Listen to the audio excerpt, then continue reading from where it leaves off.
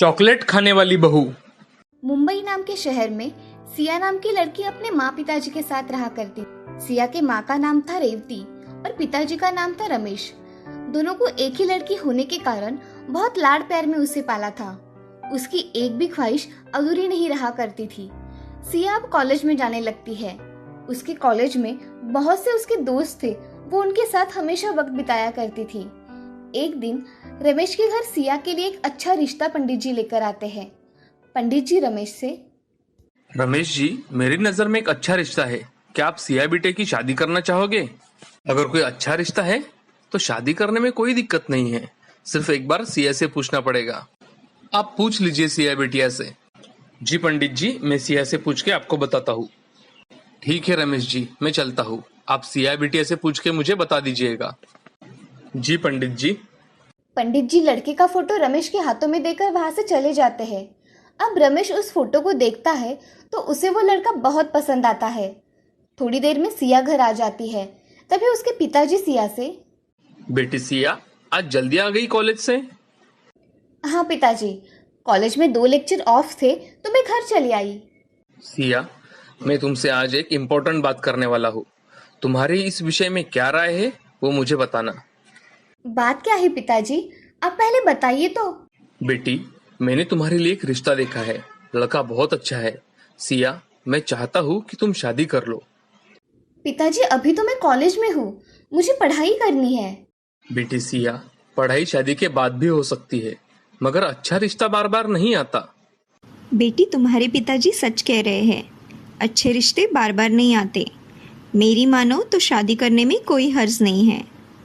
माँ, पिताजी, आपको जैसा ठीक लगे वैसा कीजिए। आप मेरे बारे में जो भी फैसला लेंगे वो अच्छा ही होगा।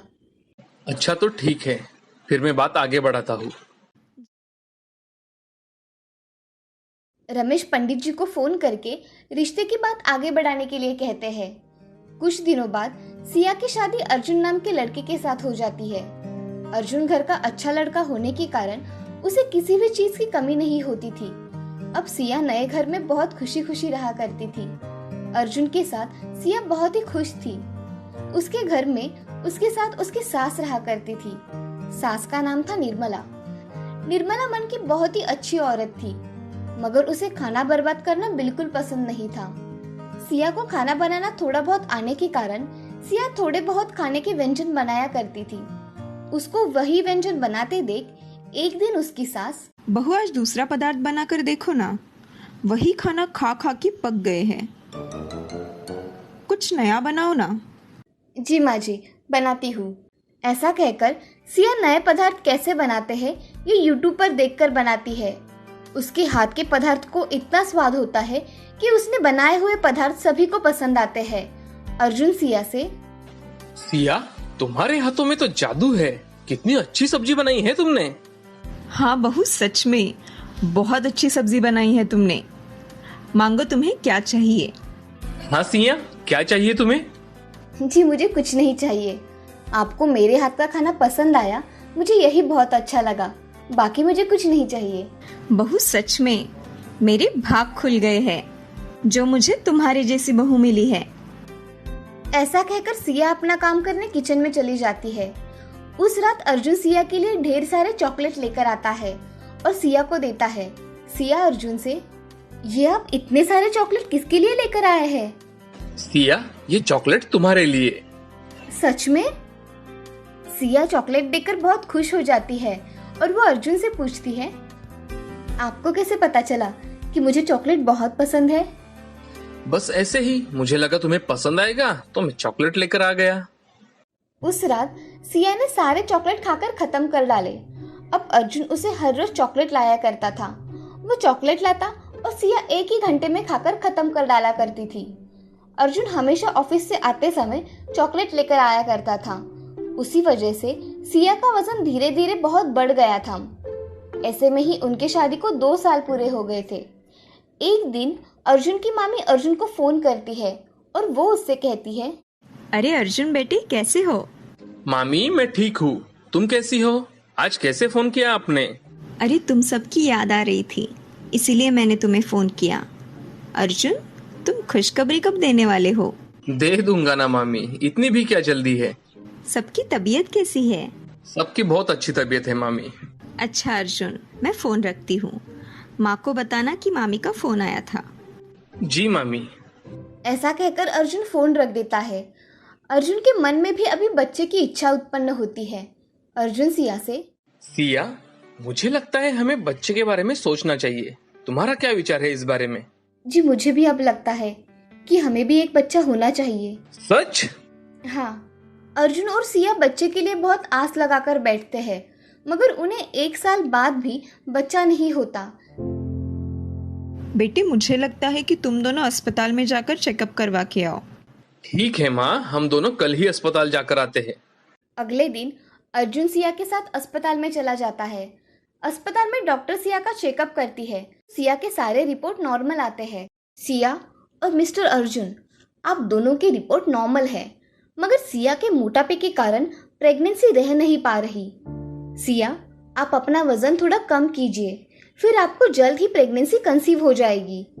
जी डॉक्टर। आप जैसे बताएंगी ना डॉक्टर, मैं वैसा ही करूंगी। सिया, तुम्हें फास्ट फूड खाना कम करना पड़ेगा और चॉकलेट खाती होगी तो तुम्हें ये सब चीजें खाना बंद करनी पड़ेगी। जी डॉक्टर। डॉक्टर सिया को दवाइयाँ लिख कर देती है। अर्जुन और सिया दवाइयाँ लेकर घर चले आते हैं। अब निर्मला घर आए हुए अर्जुन और सिया से पूछती है कि अरे अर्जुन, क्या कहा डॉक्टर ने? माँ, हमारे सारे रिपोर्ट नॉर्मल है, सिर्फ सिया के थोड़े से मोटापे के कारण थोड़ी दिक्कतें आ रही है। अरे बहू, थोड़ा वजन कम करो। अब तुम्हें खुद की खाने की आदतें बदलनी पड़ेगी। हाँ माँ जी, मैं अब चॉकलेट बिल्कुल नहीं खाऊंगी। हाँ सिया, इससे तुम्हारा वजन पहले जैसा ही हो जाएगा। जी। ऐसा कहकर सिया किचन में काम करने चली जाती है। अब वो खुद के खाने के लिए अलग से खाना बनाया करती थी। उसी दिन से सिया खुद के खाने पीने की आदतों में बदलाव लाती है और यही बदलाव उसका मोटापा दूर करने में उसकी सहायता करते हैं। अब कुछ दिनों बाद सिया पहले जैसे स्वस्थ और पतली हो जाती है। अब सिया ने चॉकलेट खाना छोड़ दिया था, जिसकी वजह से उसका वजन भी कंट्रोल में आ गया था। कुछ दिनों बाद सिया डॉक्टर के पास चली जाती है। तभी डॉक्टर उसे बताती है कि सिया, बधाई हो, आप प्रेग्नेंट हो। मैडम, मैं आज बहुत खुश हूँ। मैं अभी ये खुशखबरी माँ जी को बताती हूँ, वो बड़ी खुश हो जाएगी। सिया ने उसकी सास निर्मला को फोन लगाया। तभी सिया, माँ जी, आप दादी बनने वाली हो। क्या तुम सच कह रही हो सिया? हाँ माँ जी, मैं सच कह रही हूँ। मैं आज बहुत खुश हूँ सिया। तुम घर पर जल्दी आओ। जी माँ जी, मैं आती हूँ। ऐसा कहकर सिया फोन रख देती है। अब अस्पताल से सिया जल्दी घर चली जाती है।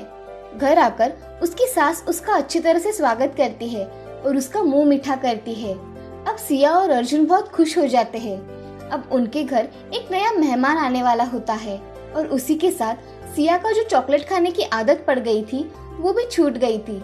अब वो हमेशा अच्छा खाना खाया करती थी और खुद का अच्छी तरह से ख्याल रखा करती थी। इस कहानी से हमें ये सीख मिलती है कि किसी भी चीज का अतिरिक्त सेवन अच्छी बात नहीं होती। इसीलिए हमेशा अच्छी आदतें सीखनी चाहिए। अच्छी आदतों का फल हमेशा अच्छा ही होता है।